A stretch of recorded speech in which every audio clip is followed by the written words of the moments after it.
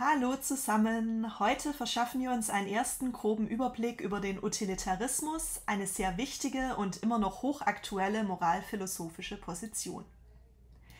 Der Begriff Utilitarismus stammt aus dem Lateinischen und bedeutet Nutzen.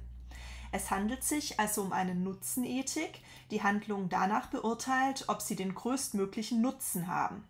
Dabei geht es jedoch nicht nur um den eigenen Nutzen, sondern um den Nutzen für die größtmögliche Anzahl an Betroffenen.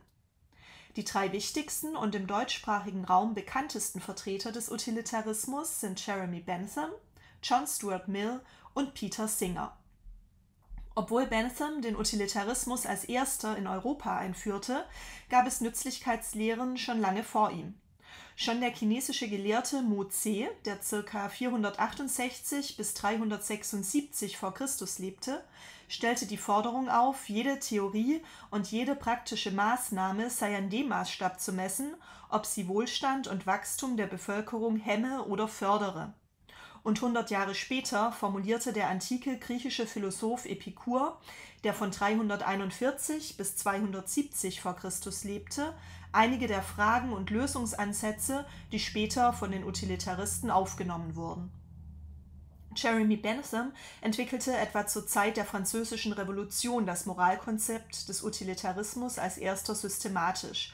John Stuart Mill wurde von seinem Vater James Mill, einem engen Freund Benthams, utilitaristisch erzogen.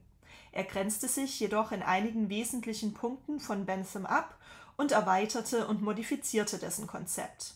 Bentham und Mill sind Vertreter des klassischen Utilitarismus. Der australische Philosoph Peter Singer wiederum lehrt heute eine moderne Form des Utilitarismus, den Präferenzutilitarismus.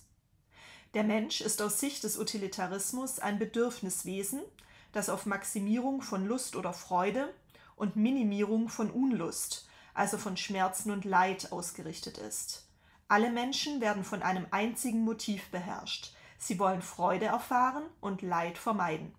An diesem Maßstab, nämlich der Maximierung von Lust und Minimierung von Unlust, misst der klassische Utilitarismus den Nutzen von Handlungen.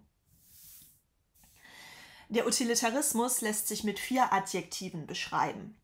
Er ist egalitär, das bedeutet, die Bedürfnisse von allen an einer Handlung beteiligten Personen müssen gleich berücksichtigt werden.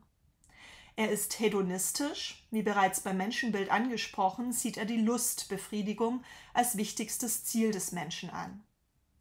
Er ist konsequentialistisch, das heißt, die Konsequenzen, die Folgen einer Handlung werden beurteilt. Und er ist teleologisch, das Ziel oder der Zweck einer Handlung spielt eine ganz wesentliche Rolle. Dieses Ziel ist, wie gesagt, die Maximierung von Freude und die Minimierung von Leid. Zusammenfassen kann man das Kernprinzip des Utilitarismus mit dem sogenannten utilitaristischen Imperativ. Handle so, dass die Folgen deiner Handlung bzw. Handlungsregel für das Wohlergehen aller optimal sind.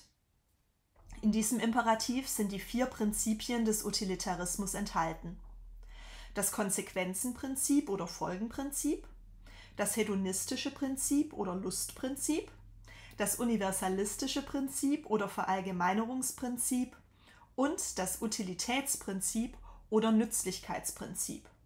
Doch was genau ist mit diesen 4 Prinzipien gemeint? Das Konsequenzenprinzip oder Folgenprinzip besagt, dass Handlungen nach ihren Folgen beurteilt werden. Man betrachtet also ausschließlich die Folgen einer Handlung. Die Handlung selbst und das Motiv, die Beweggründe hinter der Handlung sind völlig unerheblich. Hier sehen wir schon einen ganz deutlichen Unterschied zu Kant, der die Folgen für die moralische Beurteilung einer Handlung völlig ausklammert und in seiner sogenannten Motivethik nur auf das Motiv hinter der Handlung blickt. Das hedonistische Prinzip oder Lustprinzip meint, dass die Handlungsfolgen nach der Maximierung von Lust bzw. Minimierung von Unlust beurteilt werden. Ob eine Handlung also moralisch ist, hängt davon ab, ob sie Lust vermehrt bzw. Unlust verringert. Unter Lust verstehen die unterschiedlichen utilitaristischen Philosophen teilweise ganz unterschiedliche Dinge. Werden bei Bentham alle möglichen Lüste gleich berücksichtigt, wertet Mill geistige Lüste stärker als körperliche. Und Singer spricht schon nicht mehr nur von Lust, sondern auch von Präferenzen.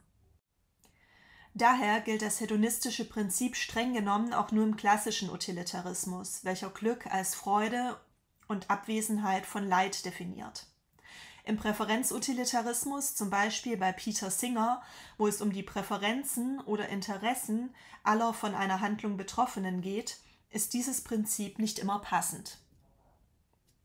Das universalistische Prinzip oder Verallgemeinerungsprinzip bedeutet, dass es um das Wohlergehen aller von der Handlung Betroffenen geht.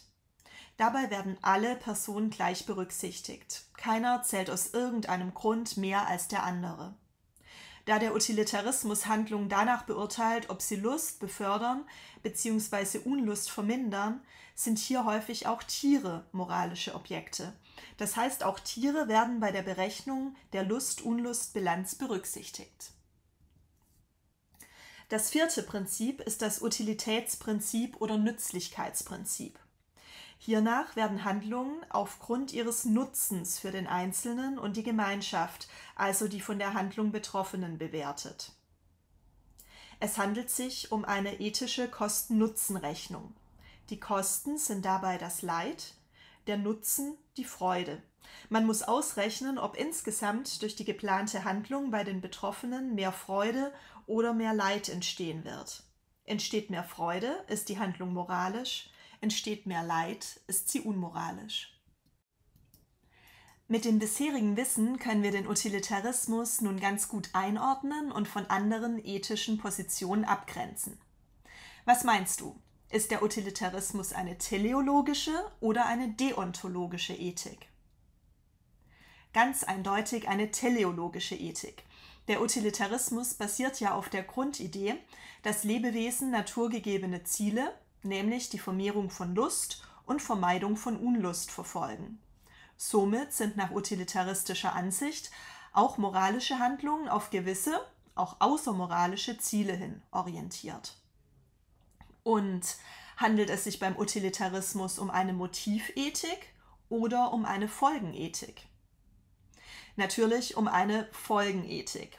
Handlungen werden aufgrund ihrer Folgen beurteilt. Das dahinterstehende Motiv spielt keine Rolle. Hier wird nochmal der Gegensatz zu Kant deutlich. Dieser vertritt nämlich eine deontologische oder Pflichtenethik, in welcher der Begriff der Pflicht wesentlich ist. Außerdem berücksichtigt Kant bei der Beurteilung von Handlungen nur das Handlungsmotiv, nicht aber die Folgen. Jetzt kennst du die wichtigsten Vertreter und Prinzipien des Utilitarismus und hast gelernt, dass diese Ethik eine Gegenposition zu Kants Pflichtenethik und Motivethik darstellt. Was es mit den einzelnen Positionen innerhalb des Utilitarismus genau auf sich hat und wie diese sich voneinander unterscheiden, erfährst du in den nächsten Folgen dieser Reihe. Mit dem Quizlet-Lernset Utilitarismus Überblick kannst du dein Wissen jetzt überprüfen. Viel Spaß beim Lernen und bis bald!